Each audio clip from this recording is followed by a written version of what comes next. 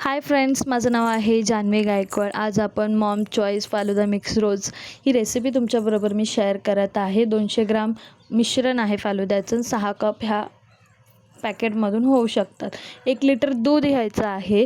200 milli पाणी घ्यायचं आहे. चांगली उकळी येऊ द्यायची आहे. त्यानंतर आपण फालुद्याचं मिश्रण त्याच्यामध्ये ॲड करणार आहोत.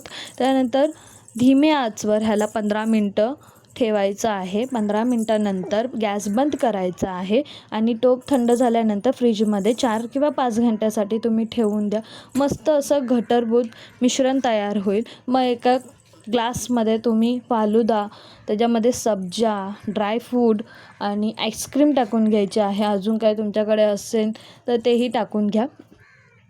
त्याच्यानंतर आपण ही रेसिपी सर्व करूया आणि ह्याचा रंग बघा कसा दिसतो.